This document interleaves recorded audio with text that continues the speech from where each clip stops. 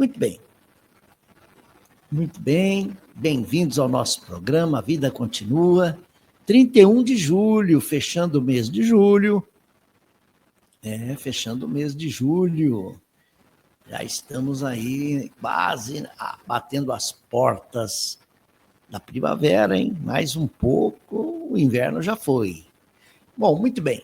Hoje nós trazemos aqui mais algumas reflexões que nós temos recolhido aí nas nossas leituras, nos livros que a gente está lendo, livros que a gente recebe aí da editora. Enfim, quero agradecer aqui o Luiz Fernando, lá de Campo Grande.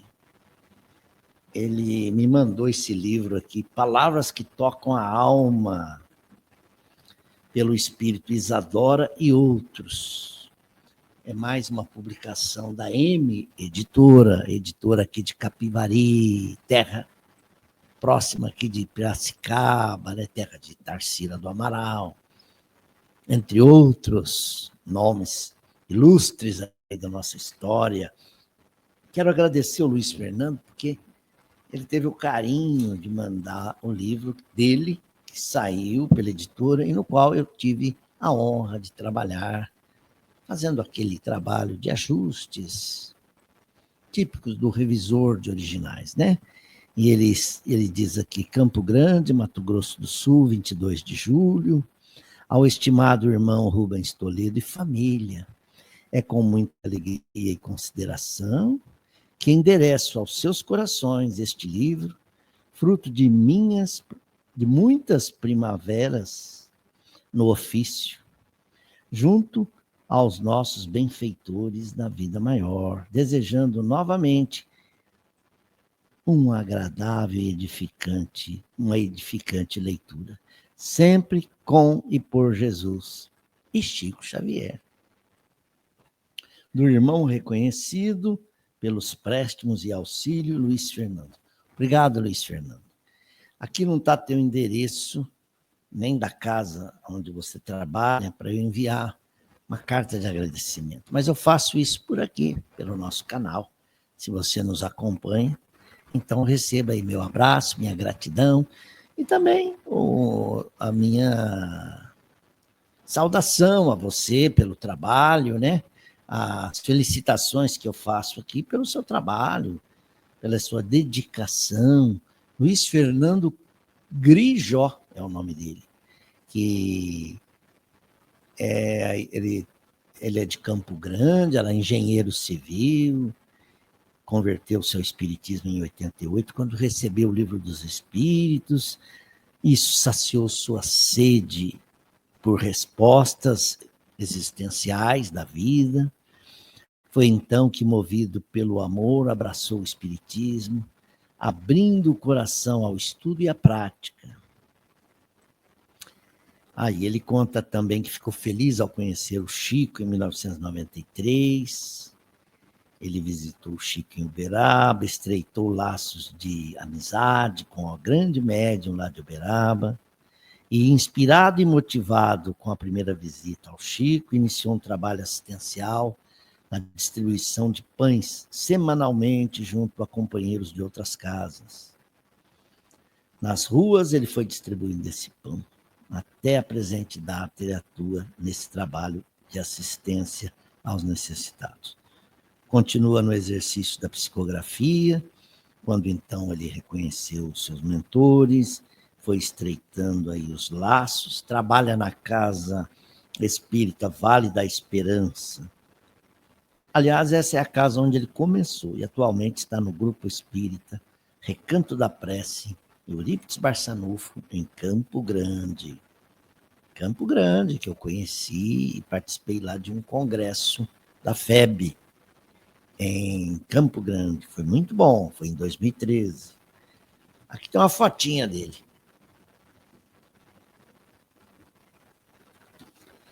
Muito obrigado, Luiz Fernando. E eu aproveitei também para falar um pouquinho da M, da editora, que está aí lançando novos livros, romances, também livros de autoajuda, livros de estudo. Não para. A M está vivendo um novo ciclo de recuperação, depois da pandemia. As editoras quase fecharam as portas.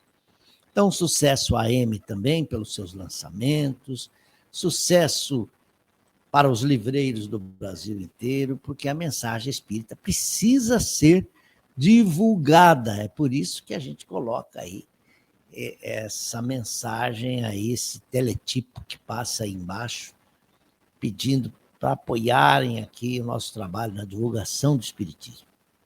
Divulgar o Espiritismo é um dever. É um dever.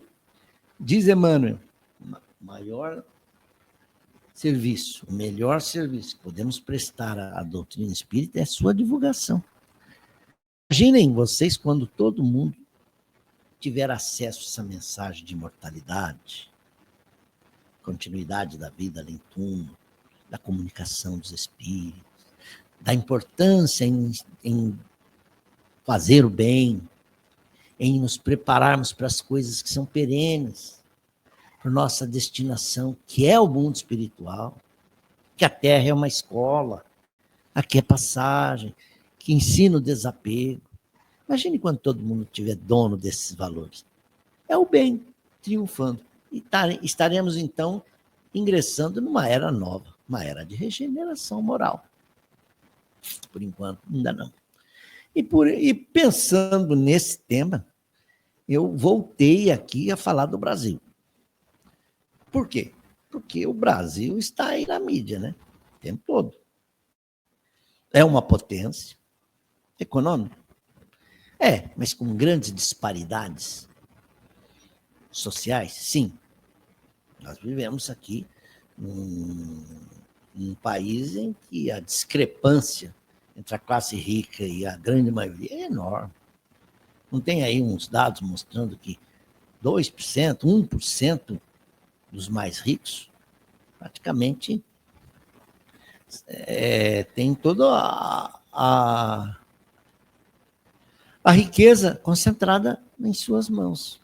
E a grande massa vive na pobreza. Ainda temos muitos municípios sem água potável, sem água encanada. Temos ainda muita pobreza. Mas o Brasil já tem uma economia forte, porque tem um mercado consumidor grande, 210 milhões de pessoas. Tem uma riqueza no solo e no subsolo. Isso conta. Aliás, é isso que colocou o Brasil aí nessa polêmica com os Estados Unidos. Claro, tirando a motivação política, que está evidente, há também uma dor de cotovelo aí dos nossos amigos aí americanos, principalmente do seu megalomaníaco presidente Donald Trump. Ele quer ser imperador do mundo. Ele quer invadir a autonomia dos povos, subverter os povos, submetê-los ao guante da sua autoridade. Nós temos o maior exército, nós temos a maior economia, faça o que eu estou mandando. Olha, se você não fizer, eu vou taxar seus produtos. Olha, não persiga aquele aliado nosso, senão nós vamos aplicar a lei Magnitsky. Ora,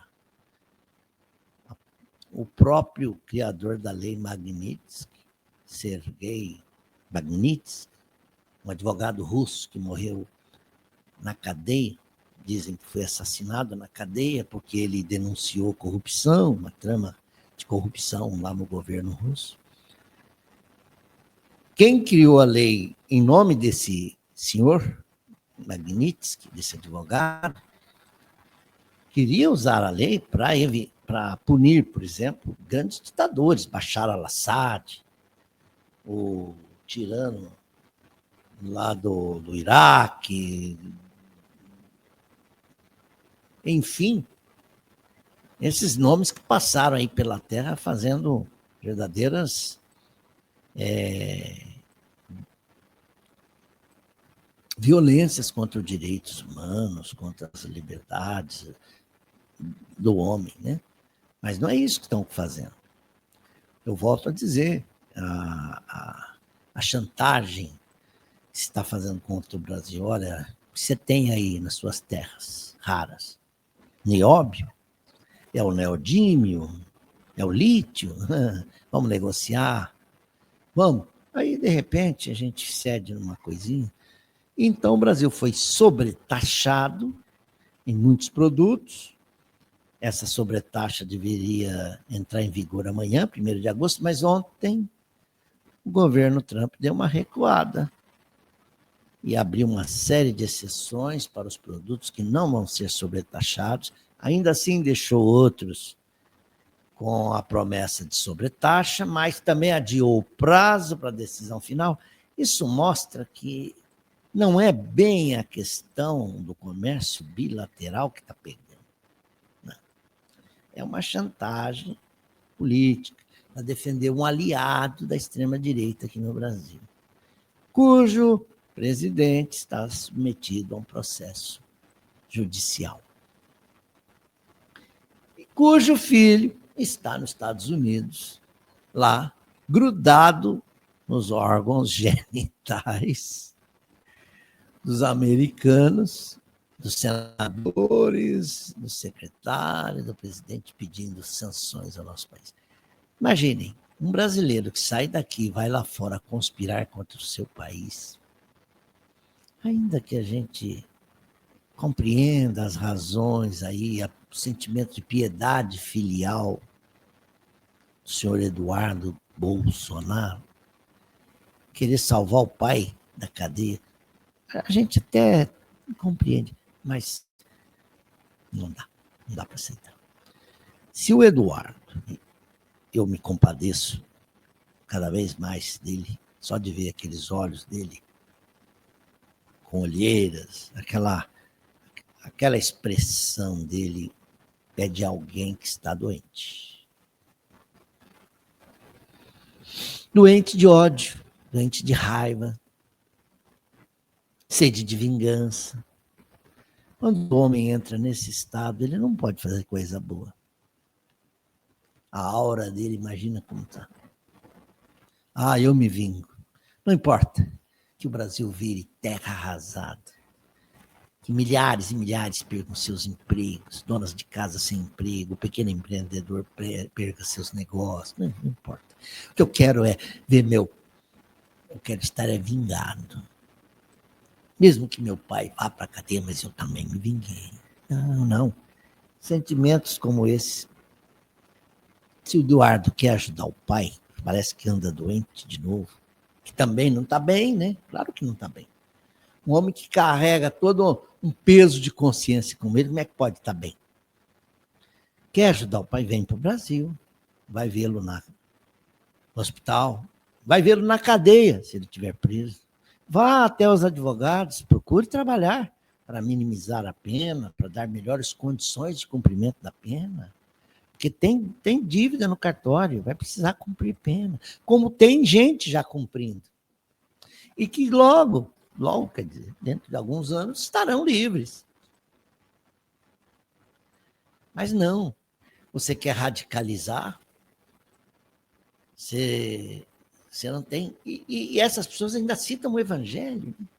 Ora, citou o Evangelho, então vai ler. Tente aplicá-lo.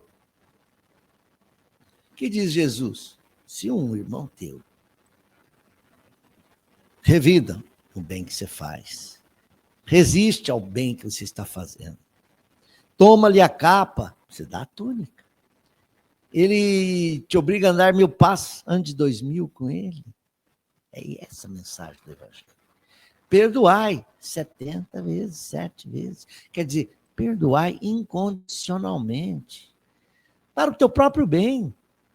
Quem perdoa está livre. Pode ir. Quem não perdoou não está livre. Carrega consigo um peso. Está algemado à sua vítima ou ao seu algoz. Então, meus amigos, eu escolhi o tema aí do Brasil, o coração do mundo, pátria do Evangelho, porque o assunto ainda rende, viu? O Brasil tem uma missão perante o mundo? Tem. Vamos ver? Eu estava lendo o livro Brasil, Coração do Mundo, de novo, né? Eu já o li. E percebi que o livro tem que ser lido com cautela, com bom senso. Entender que quando nós falamos coração do mundo, pátria do Evangelho, são outros valores. Você está esperando que o Brasil seja uma superpotência, que esmague as outras? Não, não é esse sentido.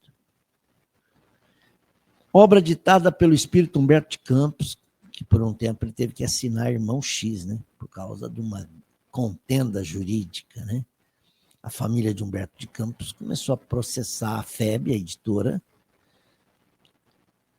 e também o próprio médium, porque achavam que os direitos autorais dessas obras post-mortem deveriam dar os direitos para a família. E eles perderam, né? A família perdeu essa causa. Porque não se pode pagar direitos autorais a alguém que já morreu. Mas a espiritualidade, Emmanuel principalmente, orientou Humberto de Campos que ele passasse a assinar Irmão X, e com isso afastamos aí constrangimentos à família de Humberto de Campos.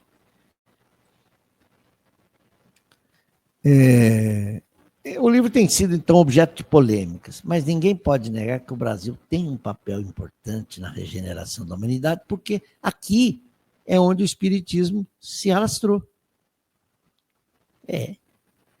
Nesse sentido, o Brasil está na frente do mundo. E daqui nós estamos irradiando, daí, coração do mundo, a mensagem para o resto do mundo. Você vai dizer, mas não é só o Brasil que professa o espiritismo, mas a grande percentagem de espíritas está aqui. Claro, já chegou a Colômbia, a Argentina, já chegou a Bolívia, Paraguai, ao Uruguai, já chegou ao México, já chegou aos Estados Unidos. Quantos amigos nossos estão nos Estados Unidos? Tem até a Liga Espírita lá, reunindo várias associações. Na Europa, eu estive em Portugal, eu vi. Espanha, França, voltou. Da Inglaterra, também. Cuba é o segundo ou terceiro maior país espírita do mundo. Acho que é segundo. Se lê muito lá. E olha que ainda tem problemas, hein? Os livros espíritas chegam lá, são censurados. Você lê um evangelho lá, você tem que assinar uma lista e esperar. Olha, fulano está lendo, depois eu sou o próximo. Então, o livro foi publicado em 1938. 1938 estava começando a Segunda Guerra Mundial. Vamos ver o que tem pela frente? Somos, de verdade, geograficamente falando, o coração do mundo. Palavra de Chico Xavier. Ele deu essa entrevista. Já eu digo, aqui embaixo vai dizer, como filhos da pátria do Evangelho. Já lembrei. Um jornal da USE, já com o nome de Dirigente Espírita, entrevistou o Chico visitando lá o Centro Espírita Perseverança, na Penha, Zona Leste. O centro lá da dona Guiomar, né? E lá o Chico concedeu essa entrevista. O Brasil é, de fato, ele diz, geograficamente falando, sim. Você olha a terra. Agora, como filhos da pátria do Evangelho, nós somos chamados a exemplificar que aprendemos o que ensinamos, o que constitui a razão de nossas vidas. Que Deus nos abençoe para sermos dignos dessa missão. Deixa eu esconder aqui Isso, agora eu posso ler inteirinho. Que Deus nos abençoe para sermos dignos da proteção que tem sido espalhada por todos os recantos do país. Eu acabei de ler aqui a mensagem do Luiz Fernando Grijó, lá de Campo Grande. Gente trabalhando. Todos os estados do Brasil se encontra centros espíritas. Modestos, simples, pequenos, mas fazem um trabalho social bonito, um trabalho espiritual. Vocês sabiam que muito trabalho do Centro Espírita também é anônimo. É o trabalho dos médiuns, orando pelo planeta. Recebendo espíritos em estado perturbador. Isso ajuda muito a psicosfera da Terra. Imagine, você recebe o centro espírita, espíritos amargurados que estão obsidiando família. A partir do momento em que eles recebem uma ajuda, o centro espírita, eles se renovam e deixam de perturbar a Terra e vão caminhar. Depois reencarnam, vem construir uma nova etapa nas suas vidas. Então, o Chico disse isso nessa entrevista e continua. Prova disso é que as dissidências havidas e os obstáculos expostos a nós outros não nos levaram a nenhuma cena de sangue. Ele está dizendo aqui que na história, no fichário, no currículo do Brasil, tirando lá a Guerra do Paraguai, você não vê episódios aí de sangue, de confrontos, de guerras. E ainda viu aí o nosso presidente falando, nós não temos contencioso com ninguém, nós somos um povo de paz. E é verdade. A violência que existe no Brasil é a violência que existe no mundo. E aí tudo bem, tem aqui violência? Tem, mas tem no mundo inteiro. Você tem que separar aí o joio do trigo. Vai ver o que é povo. Aí você analisa o povo. Aquele que é trabalhador, cumpre seus deveres. Vê como ele age. Mas como povo, temos sabido honrar a destinação a que fomos chamados. Como povo, temos sofrido dilapidações. É verdade. Faltas graves àqueles a quem foram chamados a dirigir os nossos destinos. Mas as nossas mãos não se sujaram com o sangue.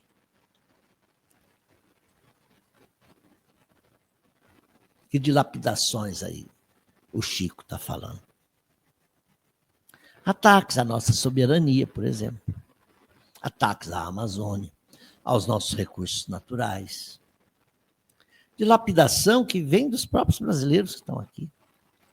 Essa conspiração que estão fazendo lá fora é brasileiro. Está lá, querendo se vingar da sua pátria. Como Paulo Figueiredo, Eduardo Bolsonaro e outros. Estão lá esperando a coisa ficar feia para depois eles voltarem. Num carro de glórias, né? E dizerem, agora abaixo fulano, prenda ciclano, execute aquele outro. Não. Como povo, temos sofrido dilapidações, como povo. Mas nossas mãos não estão sujas de sangue. Continua Chico. Muitos povos, por muito menos, acharam a rebelião pela indisciplina e encontraram dificuldades muito maiores. Quem quis pegar em armas, se complicou. Ao invés da diplomacia, do diálogo, quiseram, por muito menos, fizeram rebelião, pegaram em armas, guerras internas, guerrilhas, e encontraram dificuldades maiores. Assim, somos, sim, pela grandeza da terra em que nós renascemos, nós somos filhos do coração de mãe, que é a mãe terra, que é a mãe pátria, e o Senhor nos fortalecerá para sermos filhos também, filhos do coração e filhos de Deus.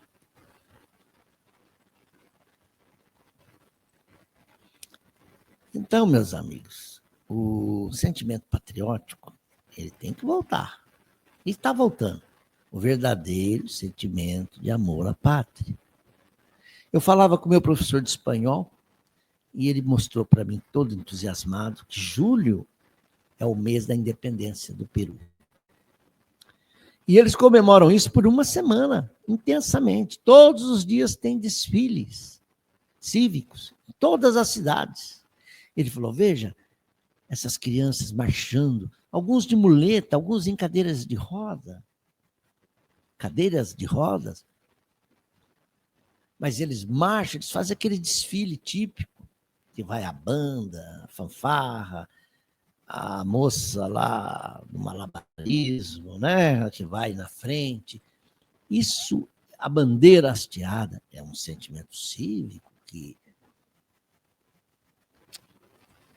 transborda do povo. Eles cantam o hino com amor.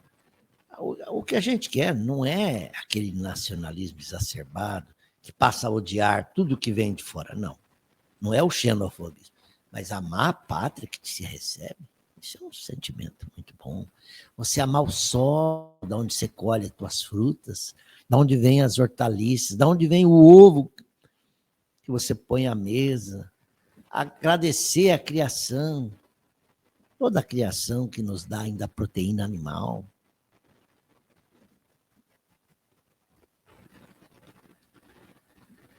A gente está aqui tentando hoje tocar as pessoas para que a gente olhe o Brasil como um país em construção, que ele é. Ele tem 500 anos de história e de independência um pouco mais de 200 anos, né? 203 anos, né? 1822, 2022, 200. Estamos aprendendo a fazer democracia e já estamos passando por um teste fortíssimo. Uma tentativa de golpe de Estado. Não foi um passeio no parque, não foi brincadeira. Isso está tudo nos autos, está tudo num grande relatório, com provas suficientes, robustas, em que se atacou ou se planejou matar até as autoridades, para não perder o poder. Eu fico triste, porque eu ainda vejo aí abaixo-assinados chegando para eu assinar, para fazer o impeachment do presidente Lula, ora o presidente não, mas o ministro da corte, Alexandre de Moraes. Não, Alexandre, ele toma decisões por colegiado. Ele está à frente do processo, porque ele é o relator. Ontem ele estava lá torcendo lá contra o meu Palmeiras, né? Danado. Fiquei contente. Ele ganhou, ele viu o Timão ganhar, ele está feliz. Meu sobrinho, também corintiano, está feliz. O que importa é isso. A lei Magnitsky, tentando podar alguns direitos, na verdade, o acesso a algumas coisas financeiras. Ora, nega o visto, confisca revoga o visto de entrada na América, caça os seus cartões Visa, Mastercard. Isso é um preço muito pequeno para alguém que está defendendo uma coisa tão grande que é a nossa democracia, que é a nossa soberania também, porque interferir nos nossos processos. O Brasil, falou Flávio Dino, falou muito bem, o Brasil tem hoje um judiciário forte, e o processo aí que está em tese aí, processo aí, ação penal contra Bolsonaro e mais um grupo enorme, ele se rege pelos padrões do direito, os padrões internacionais do direito, uma coisa transparente, e que respeita o contraditório, o direito das alegações da vítima, dos seus advogados. Não tem nada fora. Mesmo assim, eu estou vendo gente que assina um abaixo-assinado aí, impeachment contra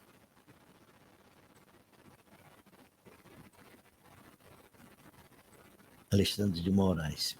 Eu não queria cantar hoje, mas perdeu, mano.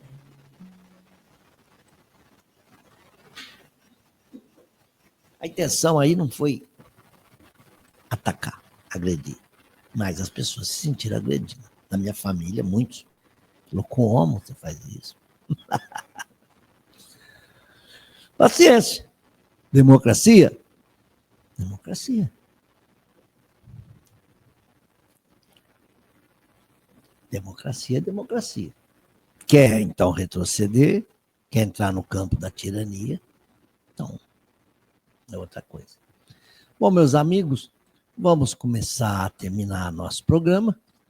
Eu vou chamar aqui a nossa vinheta e a gente volta na semana que vem, se Deus quiser, com mais um A Vida